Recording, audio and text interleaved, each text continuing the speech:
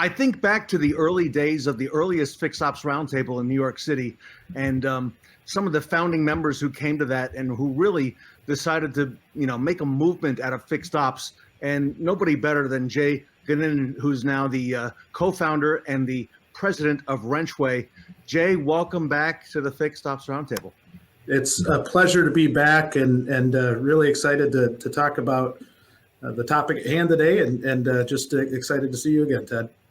Jay, your company, WrenchWay, back then it was Find a Wrench. It's WrenchWay today, has come such a long way, and you serve so many dealers in helping them, find the right talent and place the right talent. And I love all the things that you're doing behind the scenes to make that happen with events and different initiatives. So you really think out of the box. So, congratulations on the success that you're having, Jay, at WrenchWay, and you're a big part of the Fixed Ops Roundtable and the Fixed Ops community. And I know you got some great talent here, so I'll let you go ahead and introduce everybody while I get out of the way.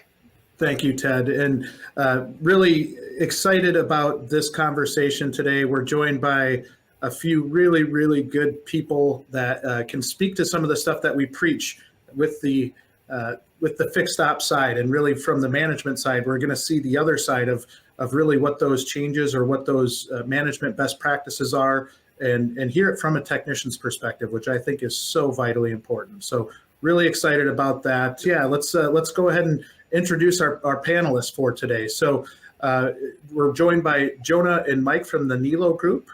Those of you familiar with Tully Williams is a great friend of the Fixed Ops Roundtable and a good friend of mine. So thank you for joining today, guys. It's a pleasure to have you here. Our pleasure. Happy to be here. And then my friend Sal from New York, right, Sal? Right, that's right.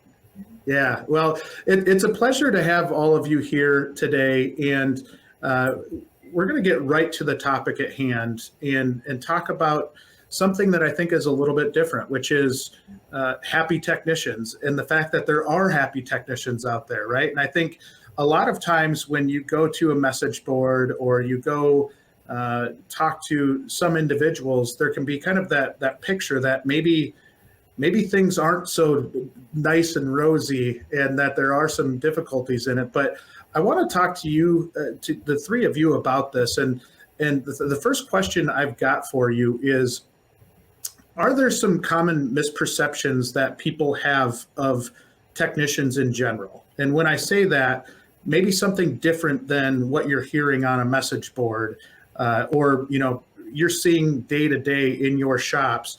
Is there something that any of you can point to that you say, okay, that person's talking about this, and maybe that's not the entire voice of the technician community? And Sal, but maybe I'll start with you. I don't know if you've seen any of those message boards, or maybe some of the misperceptions that are out there. Yeah, I mean, you read a lot of them, and especially like when it comes to like dealerships and stuff, they're very negative against like bringing cars to the shops and like service departments and everything like that. But once they start talking and everything like that, and you get talking to the customers and you actually get one-on-one, and you realize, like, they realize you know their car better than, some other small shops and other like that, they turn around, eventually once you start talking to them, and then they realize, this is why I'm paying a little bit more for service work, and they end up, turning around. And I don't know, some of them fix their comments, some of them don't, but some people you could change their mind, some people you can't, Mike, what about from internally, maybe some technicians, fellow technicians that might not paint the greatest picture? Do you see some of that out there? Well, I don't say misperceptions at all, but there is a lot of, I think, what do you say, I guess, the attitude about working on the newer cars. You're getting obviously way away from the mechanic. Yeah, you're becoming, obviously more sophisticated technicians. There's a lot more involved, a lot of times story writing and just computer work and diagnosing. And, you got the guys who had nuts and bolts when they were growing up, and now it's more computers and keyboards, So a lot of things that they're misperception is, you know, you just plug the car in and fix it kind of deal is kind of a, I don't know, it's 50-50, let's say. Well, and Jonah, to extend that part of the conversation, do you think there's some of these thoughts that are based on years past, maybe 10, 15, 20 years ago, that really aren't accurate for today's technician? Yeah, I think I don't know, maybe there's always kind of been a stigma on working on cars, at least where we're at out here on the West Coast. And I think the more sophisticated the cars get, the more you become more of a technician and less of a mechanic. Yes. And that stigma is kind of going away. And then you have some guys in the shop that still take that older mentality towards it. And that could lead to a lot of the negativity. Guys get frustrated when they don't understand things, especially when they have for a long time and now they don't.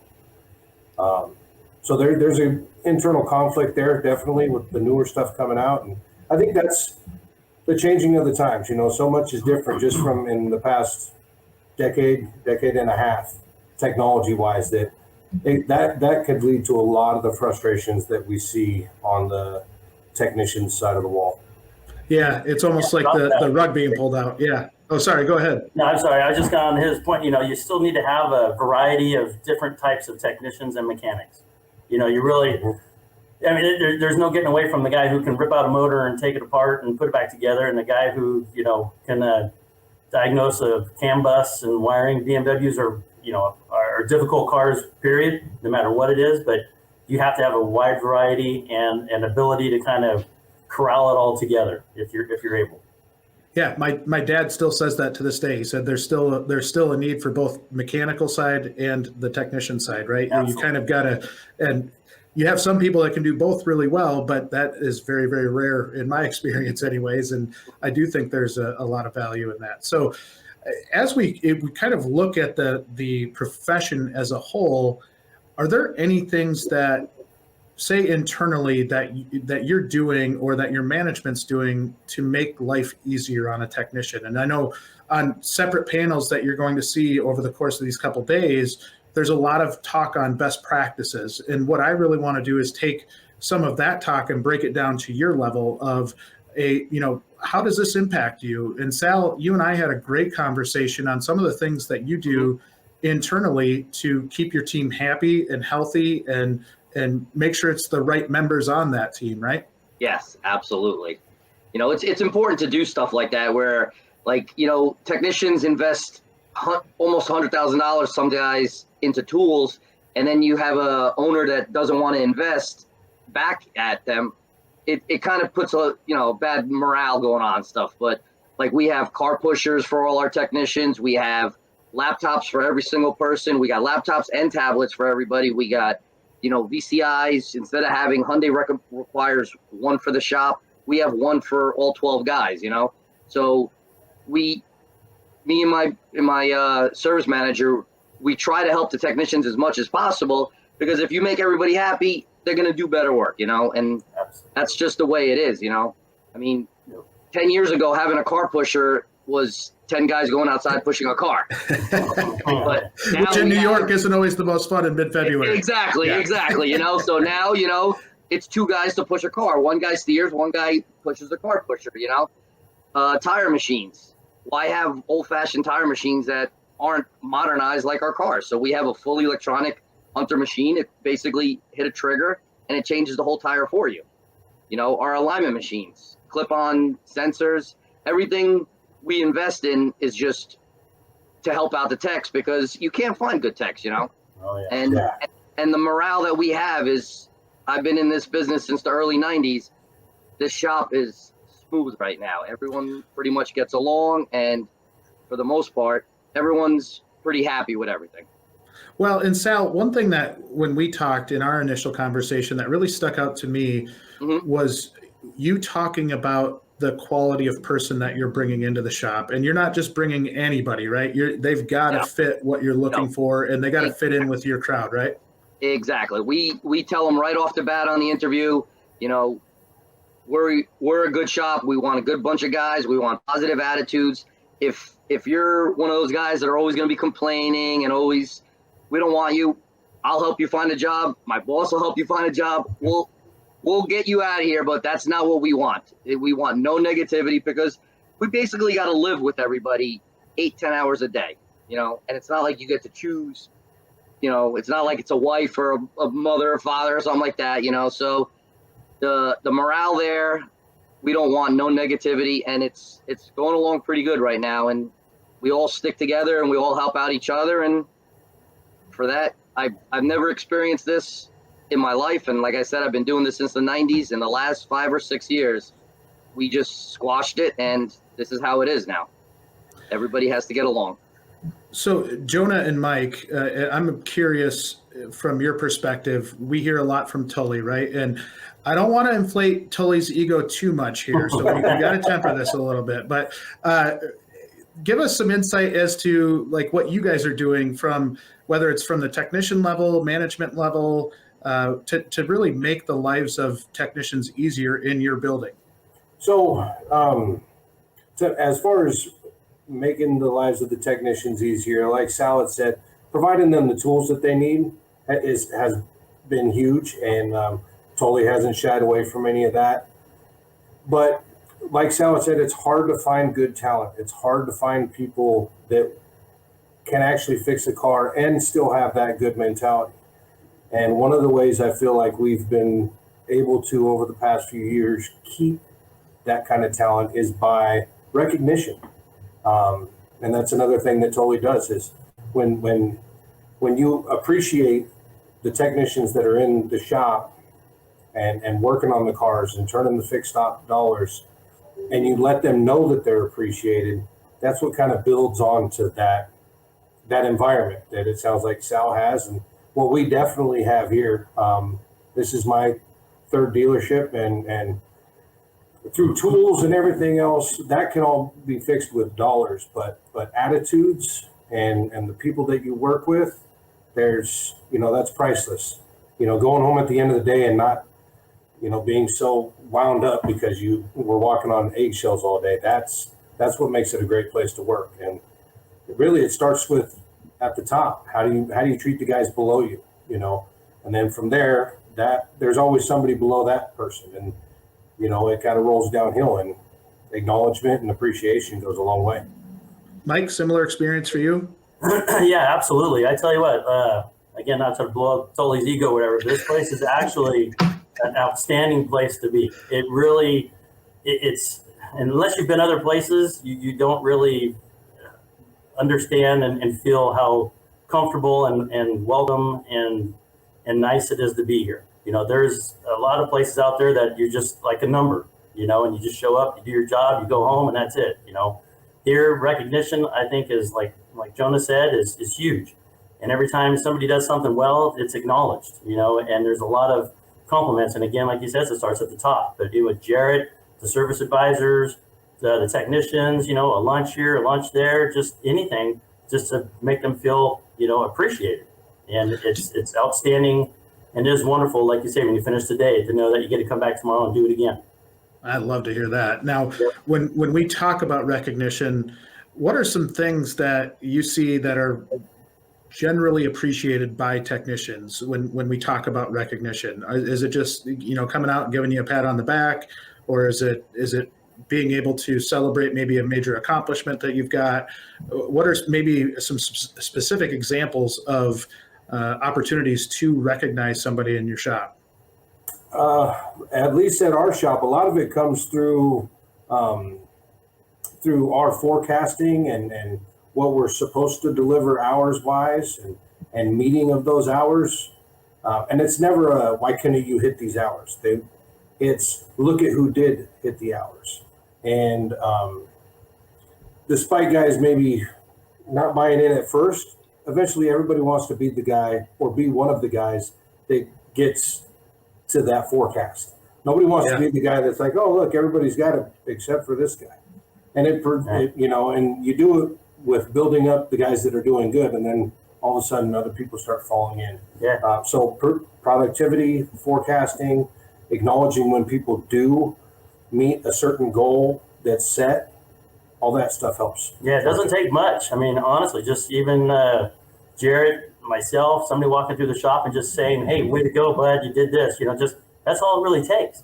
And it's bizarre how I think maybe a lot of other stores, places I've been, take it for granted. But once you get that, it spreads like wildfire. Everybody wants to be that guy.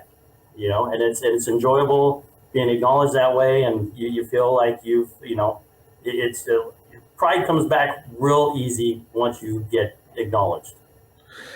Sal, I'm curious, when you see that appreciation from maybe a management level person, does that impact the culture of the shop in general? Do you start to see maybe the veteran techs doing the same thing to a younger tech, really trying to bring them up and build their confidence and really build morale? I mean, is that kind of almost a ladder approach to seeing maybe a manager go out of their way to show appreciation? Does that translate into the shop and kind of the inner workings of the shop? Oh, absolutely. Absolutely. We not only our manager, but our owner is there. He knows everybody's name. He walks by at least 3 times a week, says hi to everybody by their name. And the younger kids, they're a little more, timid and stuff like that. And they see the older guys, very comfortable with the owner, and they see that. And the older guys, we all help out the younger guys. So, because we want the younger guys to start doing a lot of the bigger, heavier stuff. So us older guys start doing a little easier work, Absolutely. But yeah, it's definitely this owner, Dwight Healy. He just, last year or a year before, I believe it was the year before COVID started, it was a hot summer. And I'm like, listen, I want to take the guys out, dinner, drinks, whatever. And he's like, give me the receipt, whatever it is, Sal, just do it, and everybody appreciates it. And it just brings everybody together when you see that. So, we work hard, we do everything we got to do. We know the appreciation is going to be there, And, well, I feel like that's showing it. It's in your actions, right? It's not just saying you're going to do stuff. It's the actual actions. Yeah, that's one thing that's very different with Dwight. And if he says something, it's happening. He says, we're doing this, we're doing that. And we hit our numbers, we have a party. We hit our numbers. Our boss, he's not cooking hot dogs and hamburgers. He's cooking us steaks, on a Friday. It's something different. It's a whole different atmosphere where when management stands behind you and they stand behind you 100%, you feel better about it and you feel comfortable working, and you actually want to go and work as hard as you can, make as many hours as you can. Yeah. And Jonah and Mike, I'm curious as to your experience here too. And I think what I heard out of what Sal was saying was it truly isn't just checking the box and getting pizza for the guys, just to kind of think you're making them happy, but it's truly, you can tell when somebody really cares, right? And I think from a technician standpoint, I don't know if you guys have ever worked in shops where maybe it is more of that, I'll just do this to appease the technicians for now, but there is a definite difference between those that do that and those that actually care. Yeah, absolutely. Genuine, common courtesy and appreciation is you can see it. You don't even have to tell it. You can tell, you can see it in the person's face. The way that they stand around and genuinely are talking, and it's a real question, not just a BS thing. And as soon as you feel comfortable and you can have that relationship with somebody, and especially upper management or anybody around, it just makes you feel part. You invest, and you're part of the team. It takes the right people, but it's the ones that stick together, who try hard, and the way that it's genuinely, the message is genuine. There's no comparison. Yeah, definitely. We've had several general managers, which typically they're up front, right? Even though the whole store is their responsibility, they do more sales. And that has kind of come around to where the general manager makes his face known, kind of like the owner is, the guys. It's not just the guys out back. There's a relationship there. And that's quite a bit different than, I'd say, the first 15 years of working on cars. I'm in 20 years of dealership experience so far. The past 5 years, it's changed quite a bit. And I could feel the value put on myself and on the other guys out in the shop.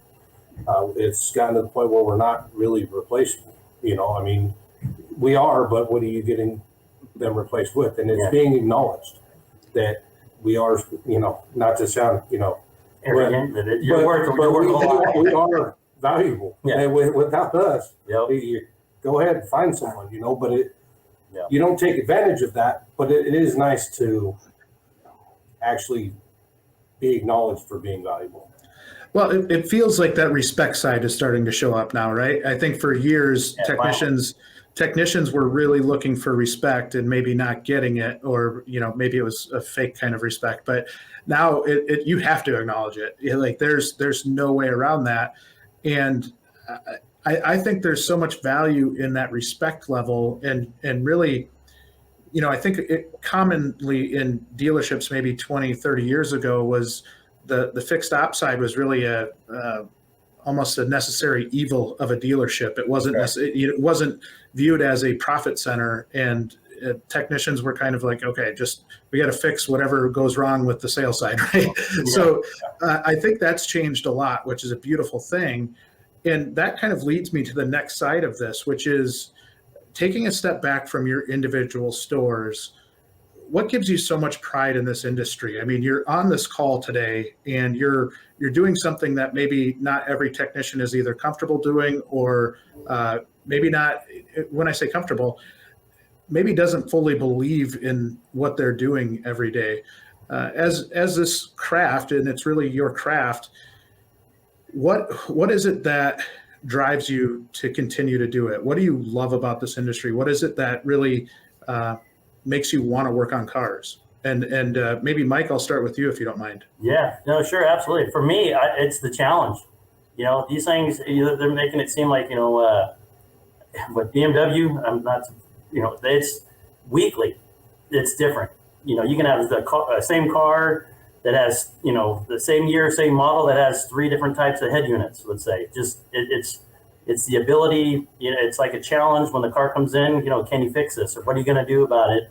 And it's not boring, for damn sure. It's very entertaining just to be around, because I love the technology. I love the way cars are made, the way that they're heading is, with turbos and everything have become really interesting, and it'll never be dull. It's never going to be the same.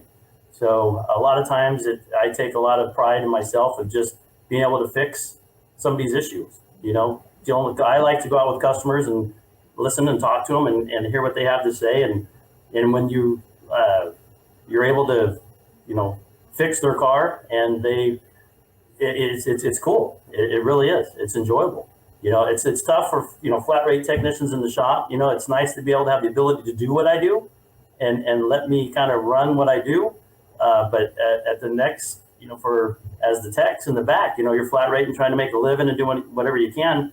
It's comfortable knowing that, you can take care of them.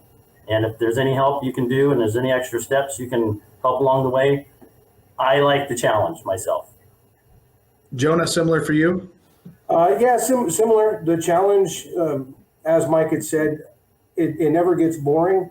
One of the things 9 out of 10 people that are at the dealership aren't really having a great day, just because nobody likes to bring their car in, especially if it's a problem and not a service issue. I like being able to do everything I can to change that experience. We want to help you. We want to fix your car. And for all the ones that are negative about, sometimes a car just breaks, it is what it is. But when something could be fixed in the driveway, you could take what someone was planning on having a terrible experience just because, I got to take the car to the dealership.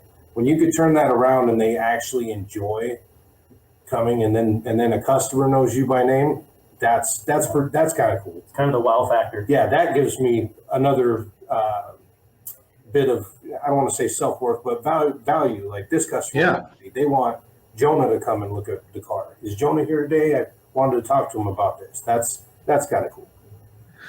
So much pride in that, right? That you can actually be the person to solve their problem.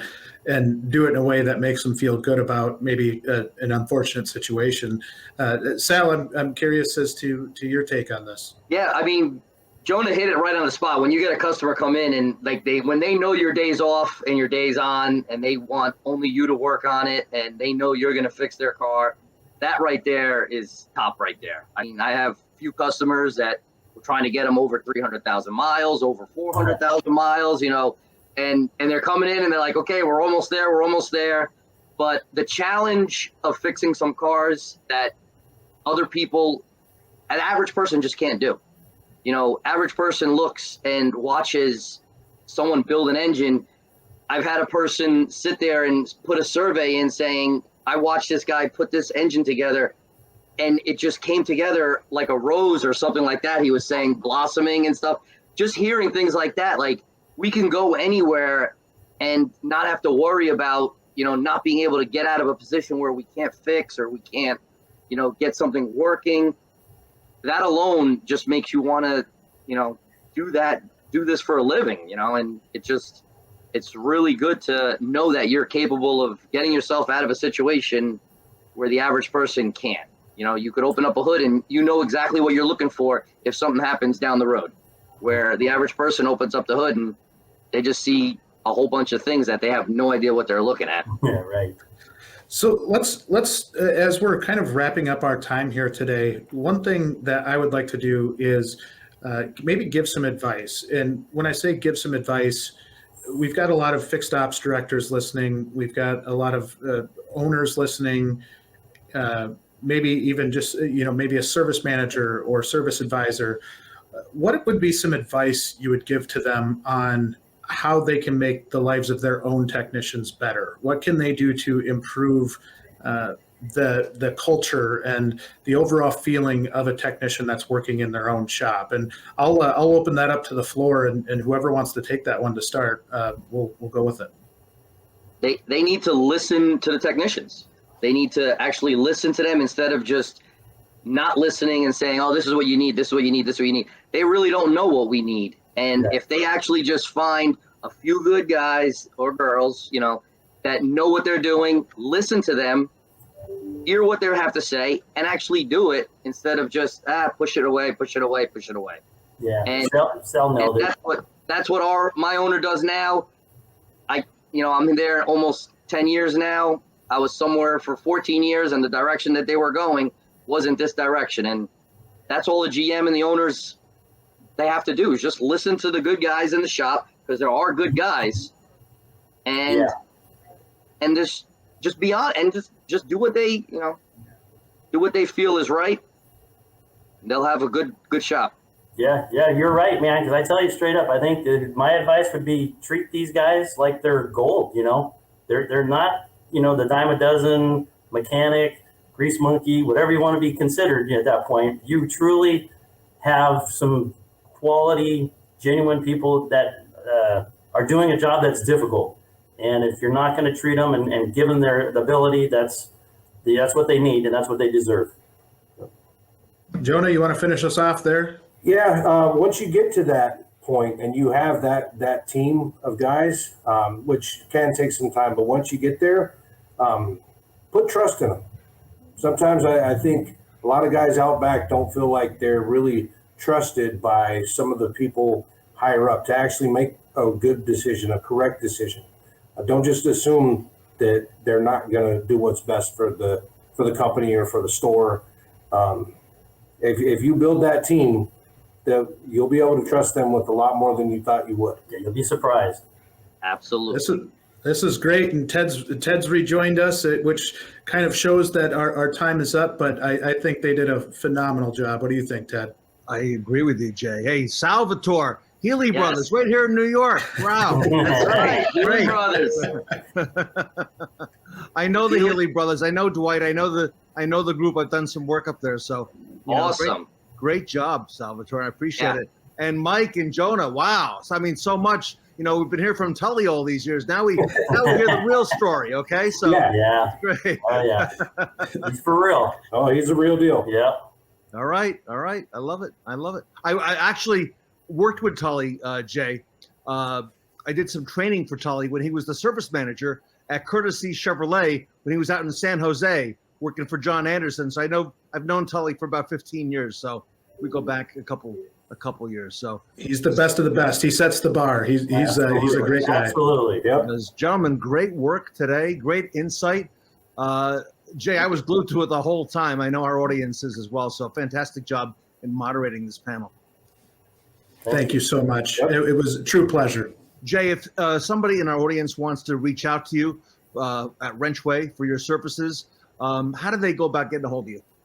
They can either go to wrenchway.com. They can email me directly at JG, so JAYG at wrenchway.com, or I'm always active on LinkedIn. So feel free to add me on LinkedIn, and I'd be more than happy to talk to any of you. I know you are. Great job, everybody. Thank you so much. Jay Goninen and WrenchWay with the Happy Technicians panel, and they are here at the Fixed Ops Roundtable. Thank you. Thank you.